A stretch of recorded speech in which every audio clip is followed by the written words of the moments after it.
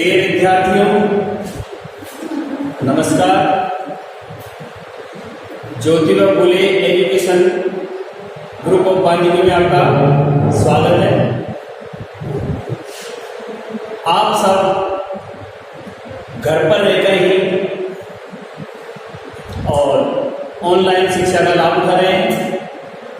आपको पूरी तरह से अपना ध्यान इस ऑनलाइन एजुकेशन से जुड़ करके केंद्रित करना चाहिए ताकि आपकी पढ़ाई का नुकसान न हो, ज़्यादा से ज़्यादा आपको लाभ प्राप्त हो। हमारा ध्येय आपके उज्जवल भविष्य की कामना करना है। क्यों? क्योंकि विद्या ही एक ऐसा साधन है जो जीवन को स्वर्णिम ऊंचाइयों तक पहुंचा सकता है। संस्कृत में भी एक श्लोक लिखा है कि विद्या ददाति विनयम विनयाति याति पात्रताम पात्रताम च धनम प्राप्नोति धनम प्राप्नोति च तत् सुखम।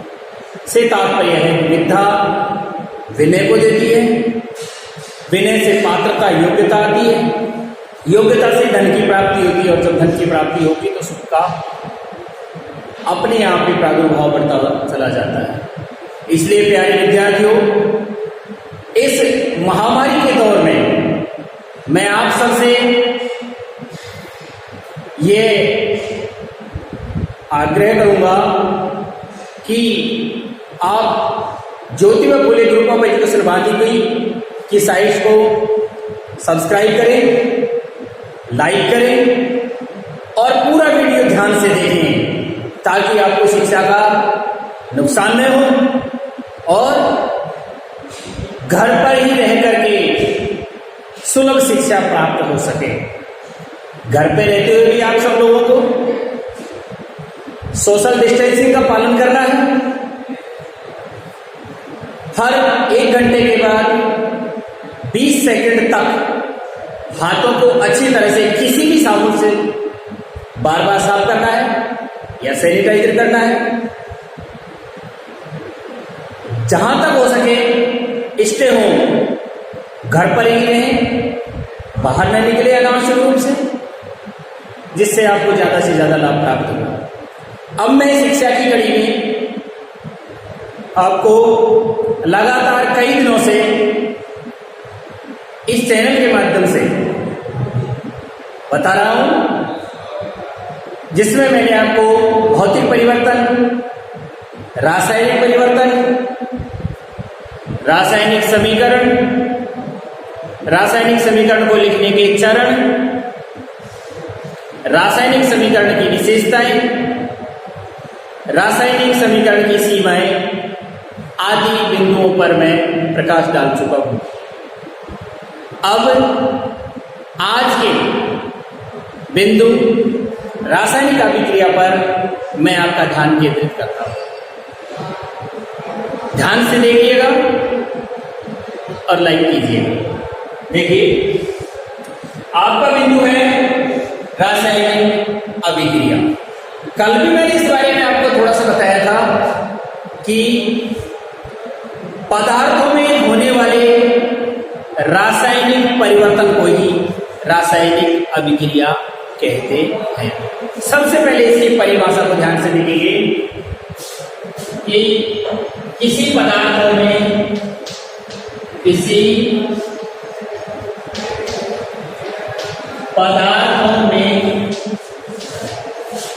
होने वाले रासायनिक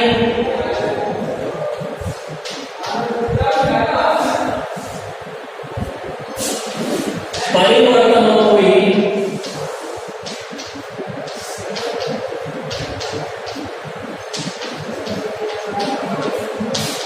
रासायनिक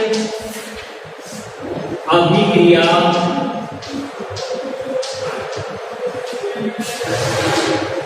कहते हैं। आया होगा आपके समझ में कि किसी पदार्थों में होने वाले रासायनिक परिवर्तनों को ही रासायनिक अभिक्रिया कहते हैं। इससे पहले पाठ की शुरुआत में मैं रासायनिक परिवर्तन पर आपका ध्यान केंद्रित कर चुका हूं।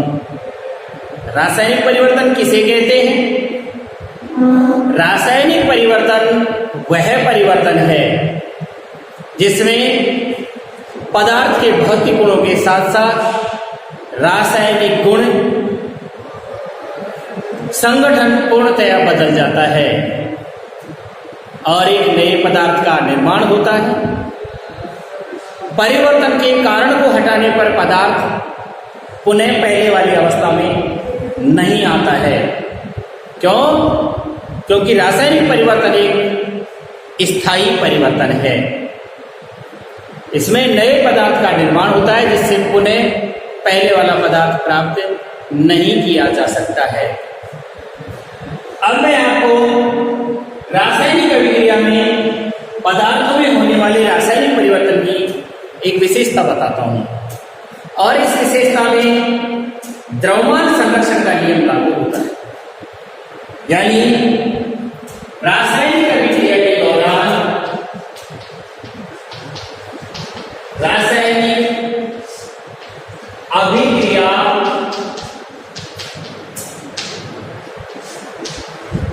के दौरान मैं तो द्रव्यमान का निर्माण होता है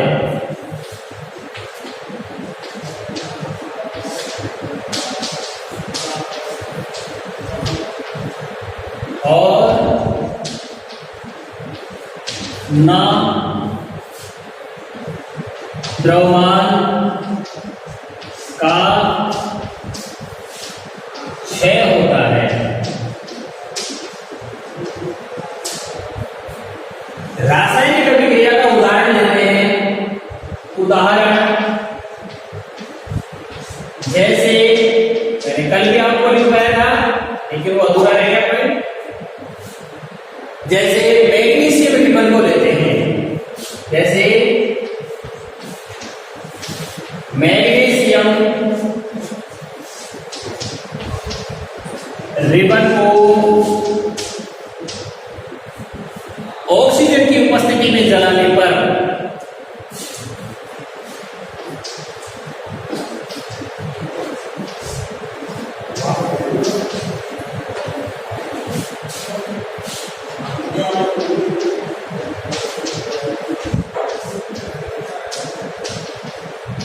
ऑक्सीजन की उपस्थिति में जलाने पर मैग्नीशियम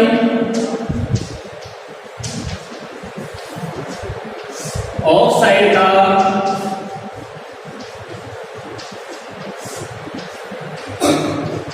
श्वेत चूर्ण बनता है।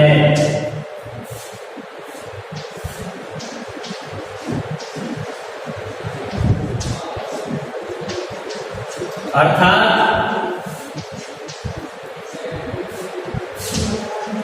मैग्नीशियम में रासायनिक परिवर्तन हो गया है।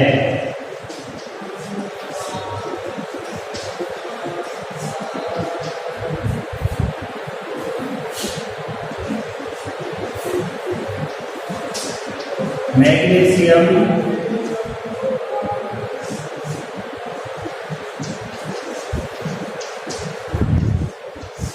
ऑक्साइड का बनना एक रासायनिक अभिक्रिया है।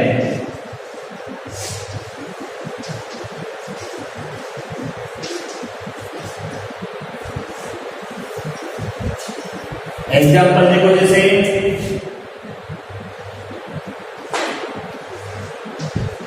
2Mg plus O2 reaction arrow 2MgO। ये Mg है, ये क्या है? Mg है, मैग्नीशियम है और ये है ऑक्सीजन। इन दोनों ने क्रिया की और आपके सामने मैग्नीशियम ऑक्साइड प्राप्त हो गया है। मैग्नीशियम ये था, ये गैस है और ये आपको मैग्नीशियम ऑक्साइड का चूर्ण ठोस रूप में प्राप्त हो गया है। अब आप यहां पर देखेंगे, हम जानते हैं मैग्नीशियम परमाणु क्रमांक कितना होता है मैग्नीशियम का 12 और परमाणु भार 24। 2 24 प्लस ऑक्सीजन का कितना होता है 16 होता है। रिएक्शन है तो यहां 2 तो है, mg का ले लो पहले 24 प्लस ऑक्सीजन का ले लो 16। हल करेंगे, ये हो गया हमारा 48, ये हो गया 32, 16 को और 24 को जोड़ दो, कितने हो गए 40। तो 2 बाहर आ गया, 40 अंदर। देखने पर हम देखेंगे 48 और 32 बराबर कितना होता है 40 होता है। इससे गुना कर लिया हमने तो 80 हो गया।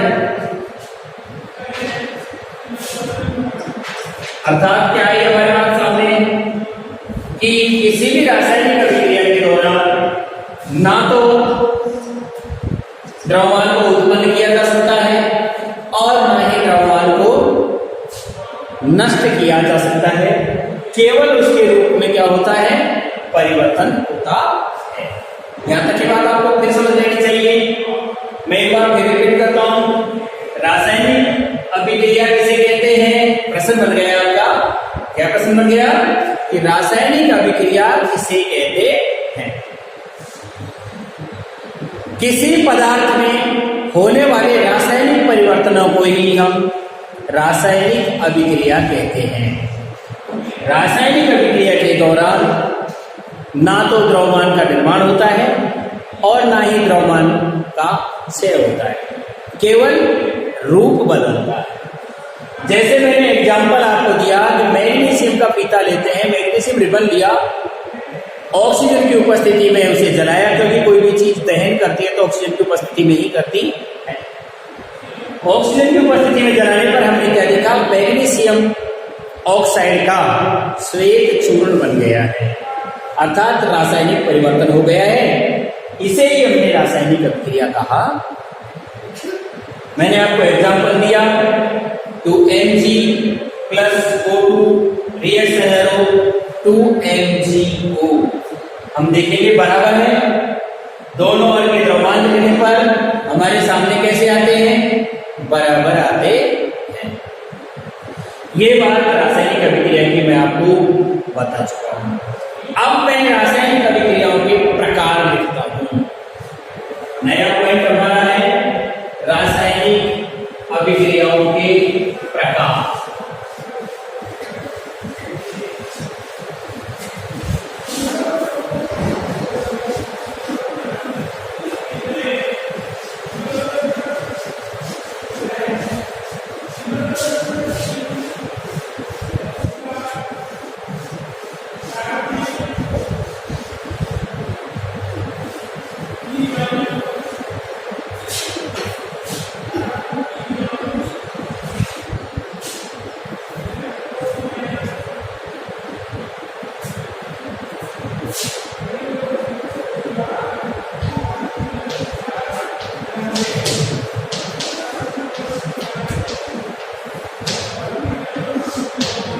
देखिए, रासायनिक अभिक्रिया के दौरान यौगिकों में नए बंधों का निर्माण होता है और पुराने बंध टूटते हैं। क्या क्या होता है रासायनिक अभिक्रिया में,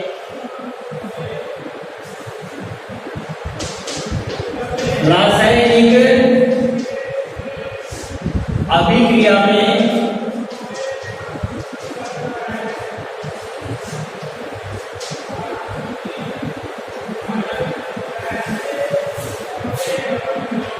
नए बंधों का का निर्माण होता है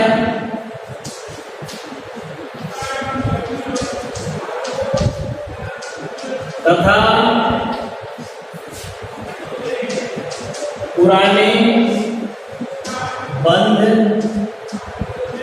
टूटते हैं।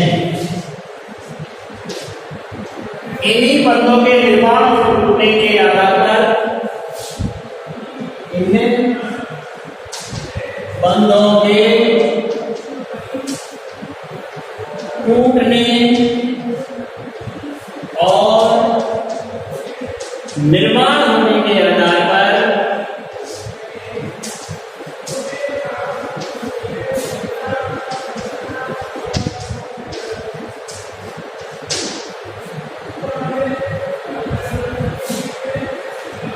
रासायनिक अभिक्रियाएं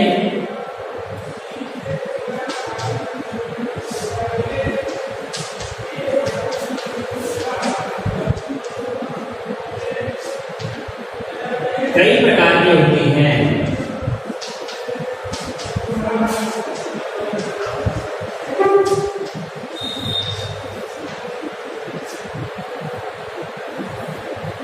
जैसे सबसे पहले नंबर 1, जिसे हम योगशील अभिक्रिया के नाम से भी जानते हैं, संयुग्मन अभिक्रिया के नाम से भी जानते हैं, योगात्मक अभिक्रिया के नाम से भी जानते हैं। तो सबसे पहले कौन सी हो गई हमारी? संयुग्मन अभिक्रिया।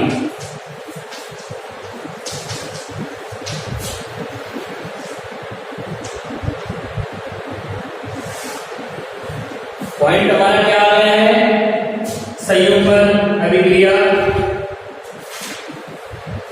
संयुग्मन अभिक्रिया से देखो, नाम से पता चल रहा है इसे योगशील अभिक्रिया के नाम से भी जाना जाता है, योगात्मक अभिक्रिया के नाम से भी जाना जाता है। योगशील यौगिकों का आपस में जुड़ना, यौगिकों का आपस में जुड़ना। संयुग्मन का मतलब ही जुड़ना होता है। संयुग्मन अभिक्रिया का मतलब क्या होता है? जुड़ना।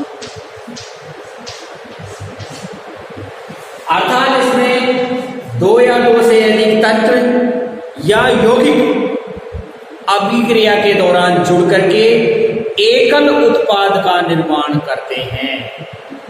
संयुग्मन अभिक्रिया कहलाती है। इसे योगशील या योगात्मक अभिक्रिया के नाम से भी जाना जाता है। जैसे मैं आपको उदाहरण दूं, सबसे पहले इसकी परिभाषा लिखेंगे कि ऐसी रासायनिक अभिक्रिया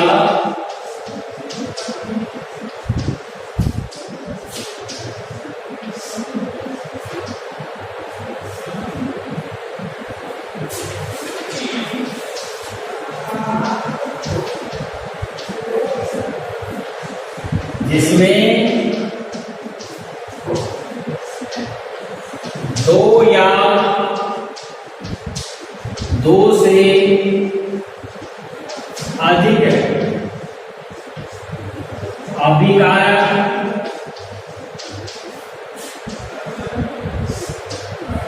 अभिकारक को दूसरे किस नाम से जानते हैं?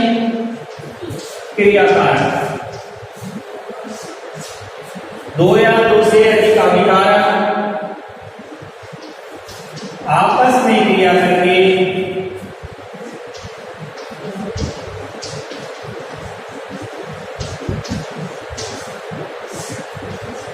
एकल उत्पाद का निर्माण करते हों।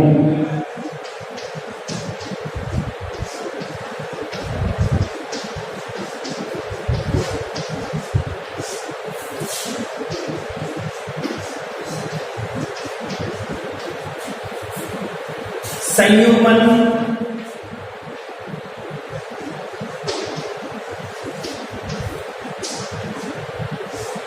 या योगशील या योगात्मक अभिक्रिया कहलाती है।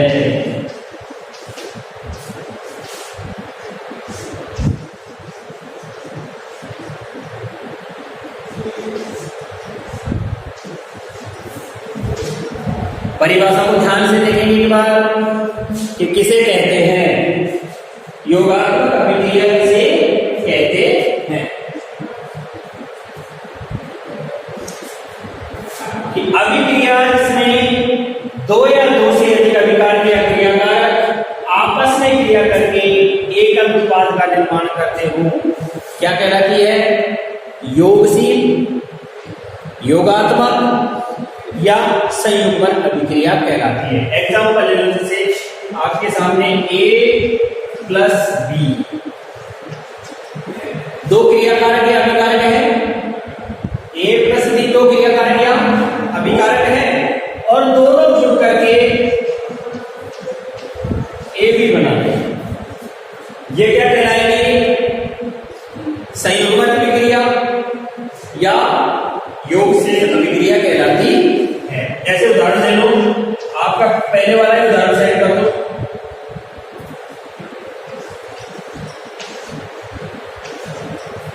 हो गया? ये उदाहरण सेट हो रहा है, नहीं हो रहा है आपका? अभी अपने थोड़ी देर पहले एक उदाहरण दिया था, उसी को ले लो।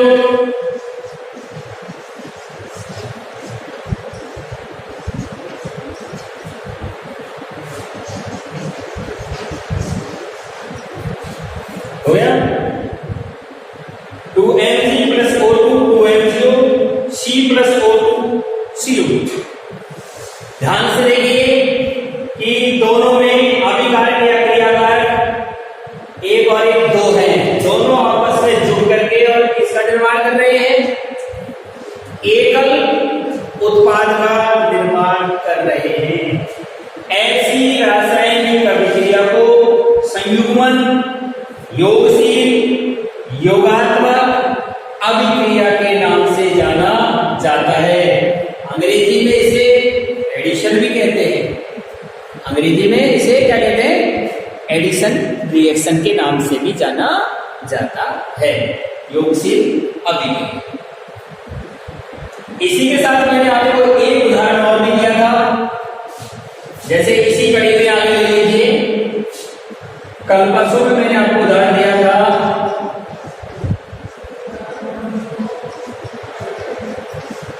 ये दो क्रियाकार के अभिकारक हो गए।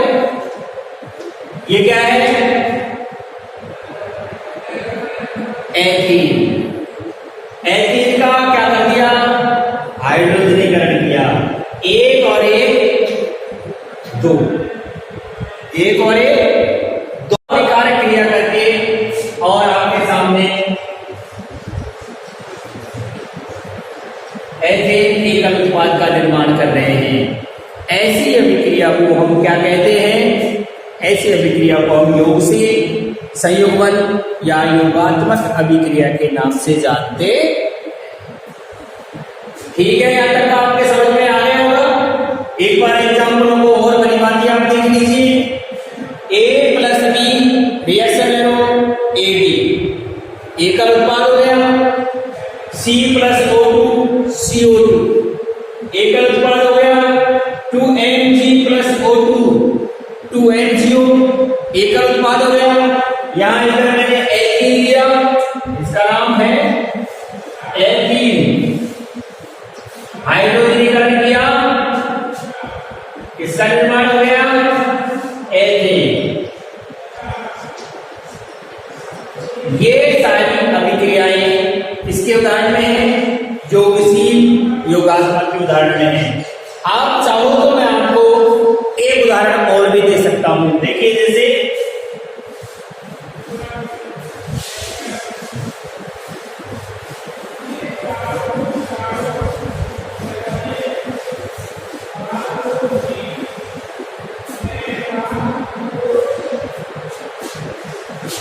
कल भी मैंने आपको एक उदाहरण दिया था, CaO कैल्शियम ऑक्साइड सॉलिड, ठीक है, प्लस H2O रिएक्शन एरो एकल उत्पाद CaOH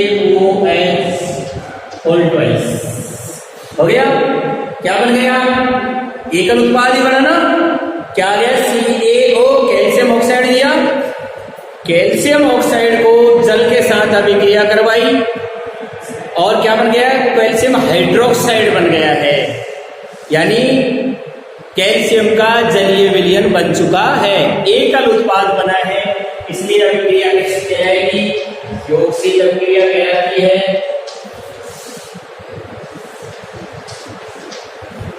मेरे हिसाब से अब आपके सामने 4 उदाहरण हो गए हैं, समझ में आपको योगशील, योगात्मक, संयोजन या एडिशनल अभिक्रिया आपके समझ में आ गई होगी, एडिशनल अभिक्रिया हो गई। अब इसी श्रृंखला में अभिक्रियाओं के आगे बढ़ते हैं, तो हमारे सामने आ रही है दूसरी अभिक्रिया, विस्थापन अभिक्रिया।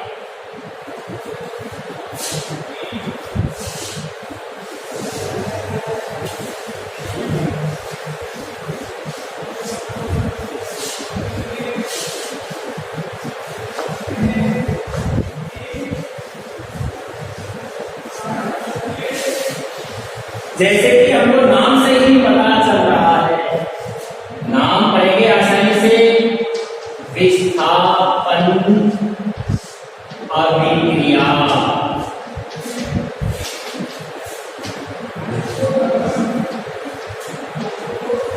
अंडरलाइन करिए पॉइंट को। विस्थापन का मतलब होता है दूर हटाना। विस्थापन का मतलब क्या होता है? दूर हटाना। जैसे मैं आपको उदाहरण दूं, दूर हटाना। एग्जाम्पल के रूप में मैं आपको समझाता हूं। जैसे क्लास के अंदर विद्यार्थी बैठे हुए हैं और एक कोई ताकतवर विद्यार्थी हो जो एक उससे कम ताकत वाले विद्यार्थी को अपने स्थान से हटा दे और खुद उसकी जगह बैठ जाए, अर्थात उसने उस विद्यार्थी को विस्थापित कर दिया है, विस्थापन अभिक्रिया कहलाती है। जैसे मैं आपको बताऊं कि रासायनिक अभिक्रिया में भाग लेने वाले अभिकारक 2 या 2 से अधिक, उनमें से अधिक अभिक्रियाशील तत्व के द्वारा दूसरे अभिकारक से कम क्रियाशील तत्व को विस्थापित कर देना ही विस्थापन अभिक्रिया कहलाता है। उदाहरण रखिए, पहले इसकी परिभाषा लिखेंगे कि किसी भी रासायनिक अभिक्रिया में अभिकारकों से किसी रासायनिक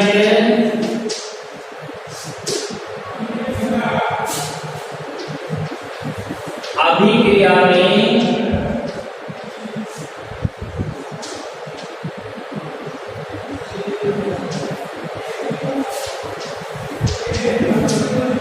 अभिकारकों में से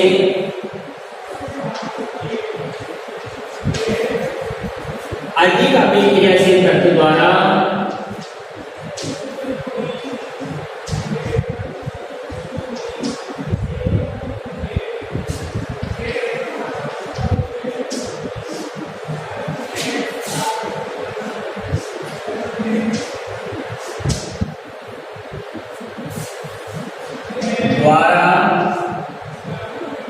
दूसरे अभिकारक से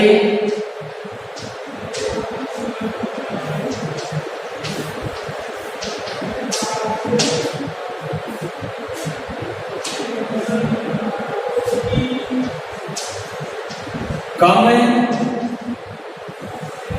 अभिक्रियाशील तत्व को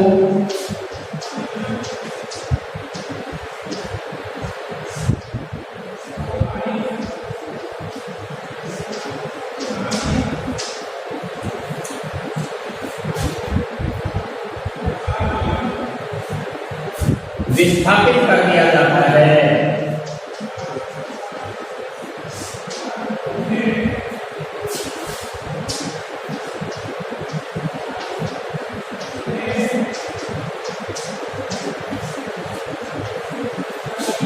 विस्थापन अभिक्रिया कहलाती है।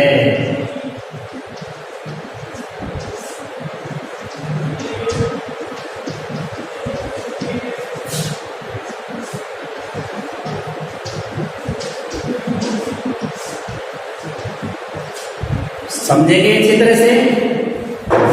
किसी रासायनिक अभिक्रिया में अभिकारकों में से अधिक अभिक्रियाशील तत्व के द्वारा दूसरे अभिकारक के कम अभिक्रियाशील तत्व को दूर हटा दिया जाता है, विस्थापित कर दिया जाता है। विस्थापन अभिक्रिया कहलाती है। जैसे उदाहरण के तौर पर ले कि AB plus C reaction arrow, यहां B कम क्रियाशील है और C अधिक अभिक्रियाशील है। B को विस्थापित किया और B बेचारा बाहर निकल गया और बनने वाला पदार्थ AC प्लस B बन गया। B C अधिक अभिक्रियाशील है, अधिक अभिक्रियाशील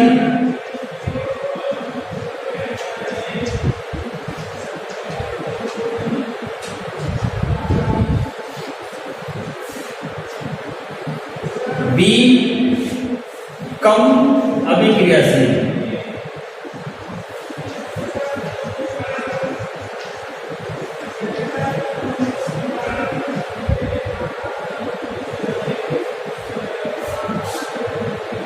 आगे आपको समझ में ए और बी एक अभिकारक है, सी एक अभिकारक है, परंतु सी की क्रियाशीलता अधिक है बजाय इसके बी के। तो सी ने बी को क्या कर दिया, विस्थापित कर दिया और खुद बी के स्थान पर व्यवस्थित हो गया। इस तरह की अभिक्रिया को हम क्या कहते हैं,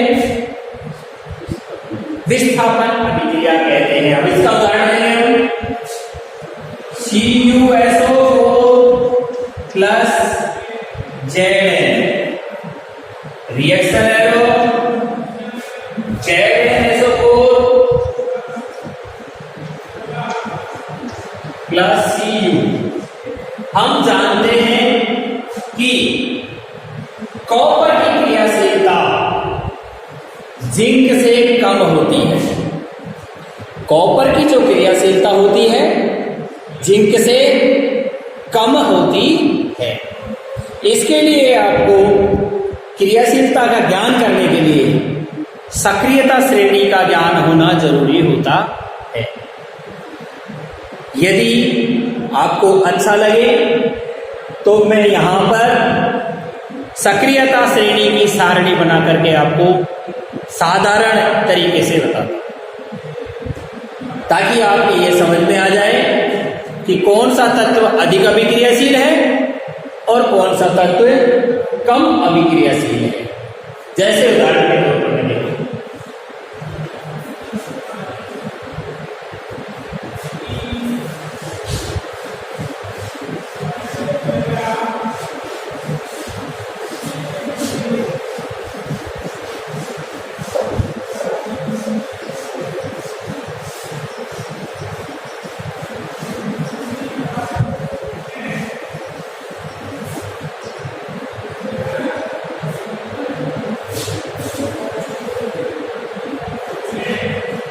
इसमें अलग अलग प्रकार से सब अपनी अपनी ट्रिक बना लेते हैं। मैंने भी अपने हिसाब से, इसके कोई तथ्य नहीं है, मैंने भी अपने हिसाब से सक्रियता श्रेणी को याद करने हेतु एक अपनी ही ट्रिक बनाई हुई है, जिसमें मैंने उसे बना रखा है काना कैसे मांगे जींस, फेरी पड़ी है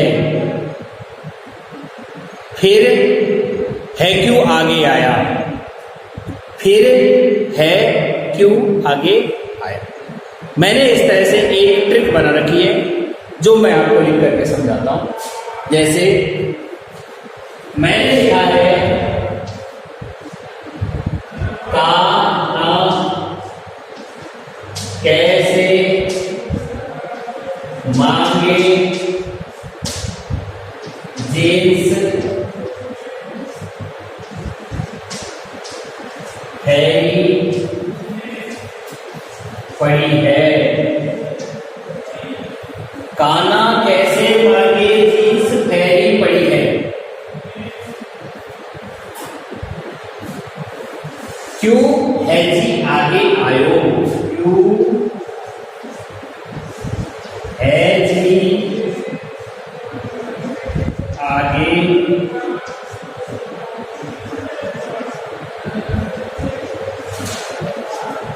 अब मैं आपको बताता हूं मैंने इसमें अपने अक्षर कैसे सेट कर रखे। जैसे का के N C M G Z N F D P H C U H G A G और ए।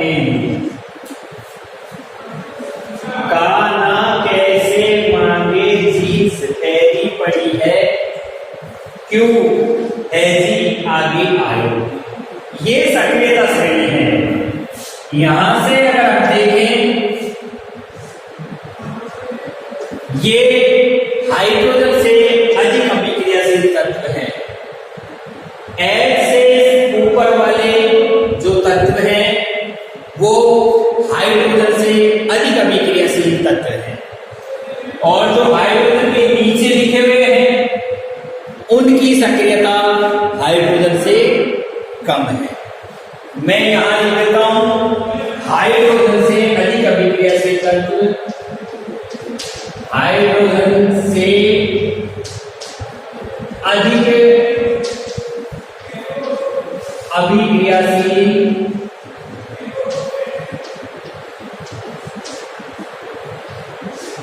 तत्व।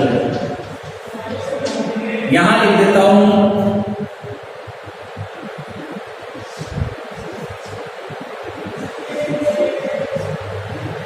हाइड्रोजन से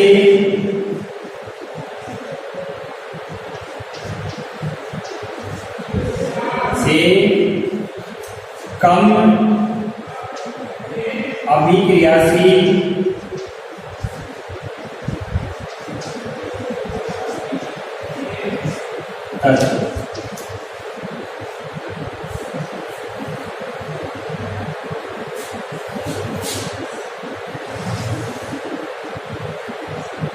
यहां लिख देता हूं सक्रियता श्रेणी का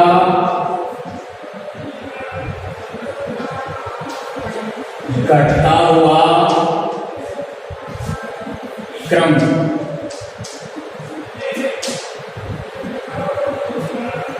और इधर से नीचे से ऊपर की ओर मान लेना सक्रियता श्रेणी का बढ़ता हुआ क्रम।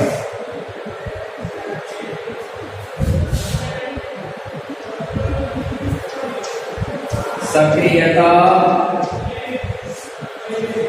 श्रेणी का बढ़ता हुआ क्रम। अब आपके समझ में आ गया होगा, भली भांति आपके समझ में आ चुका होगा कि हमने जो अभिक्रिया दी थी CuSO4 plus Zn reaction arrow ZnSO4 plus Cu। अब आपको अच्छी तरह से पता चल गया होगा कि कॉपर की क्रियाशीलता, कॉपर यहां है, कॉपर की क्रियाशीलता जिंक से कैसी है, कम है।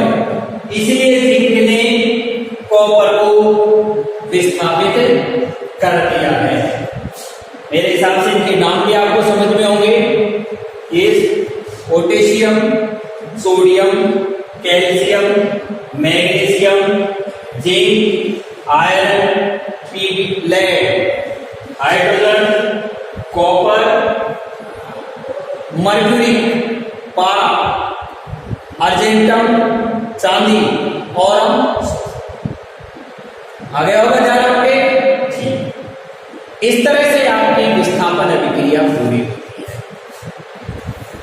यदि आपको इसके बारे में एक बार पुनः सुनना है तो आप सुन लीजिए।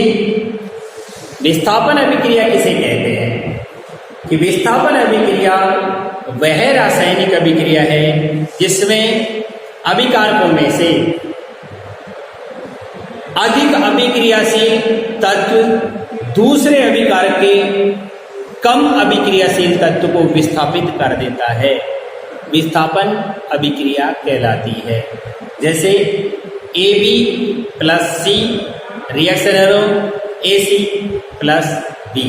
यहाँ B की अभिक्रियाशीलता C से कम है, इसलिए C ने अभिकारक से B को विस्थापित कर दिया है और B की जगह C व्यवस्थित हो गया है बनने वाले उत्पाद में। इसे ही हम विस्थापन अभिक्रिया कहते। नेक्स्ट पॉइंट पे आते हैं हम द्विविस्थापन अभिक्रिया।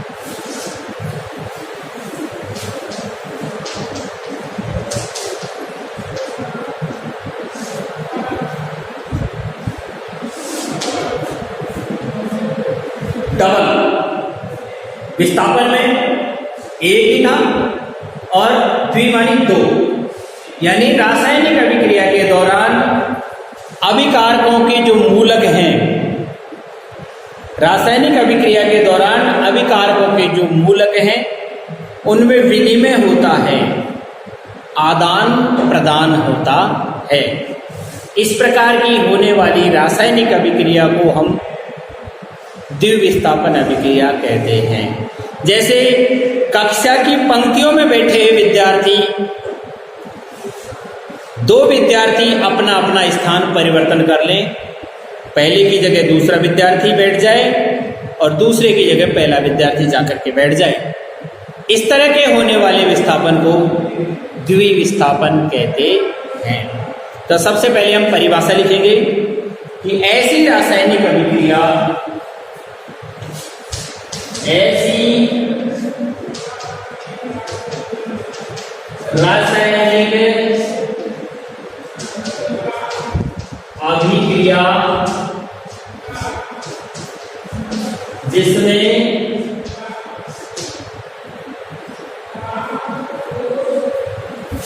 अभिकारक के मूलकों में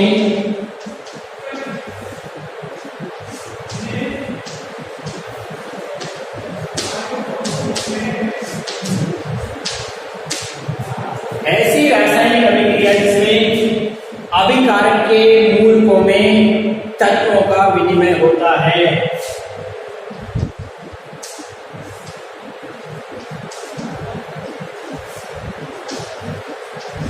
विनिमय का मतलब होता है आदान प्रदान।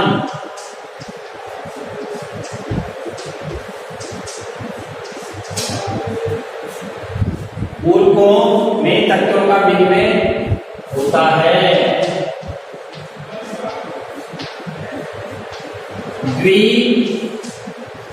द्विविस्थापन अभिक्रिया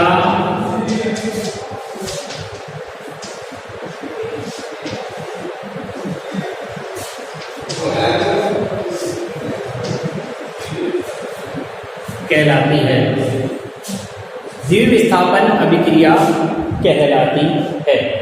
जैसे मैं आपके उदाहरण दूं,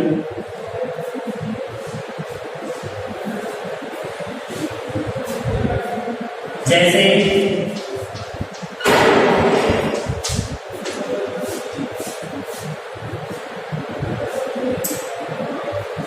एक मिनट बस देखिए, जैसे अपन ने यहां लिया AB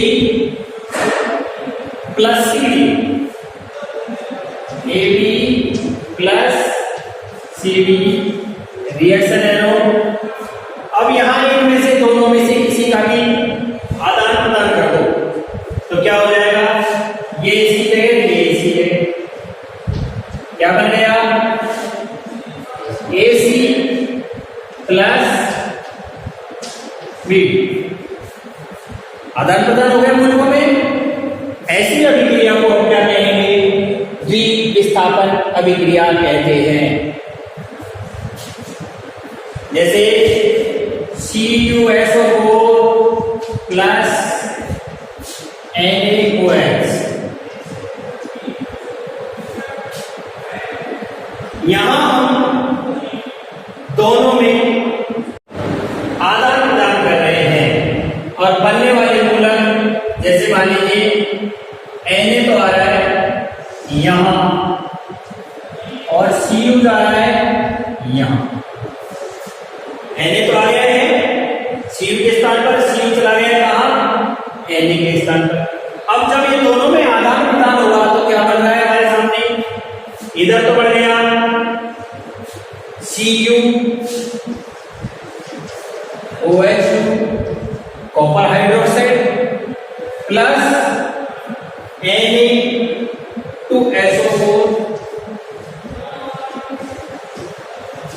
ये तो सोडियम सल्फेट हो गया, ये कॉपर हाइड्रोक्साइड हो गया। इन दोनों के पावर क्या कर रहे हैं, यहां देखिए Na2 है तो यहां हमने 2 लगा दिया, तो 2Na हो गया, Na2SO4 क्लियर है ही, Cu एक है ही और O 2 है तो 2 हो गए, H2 है तो 2। आपके परिमाण समझ में आ गया होगा कि इसे हम द्विविस्थापन अभिक्रिया कहते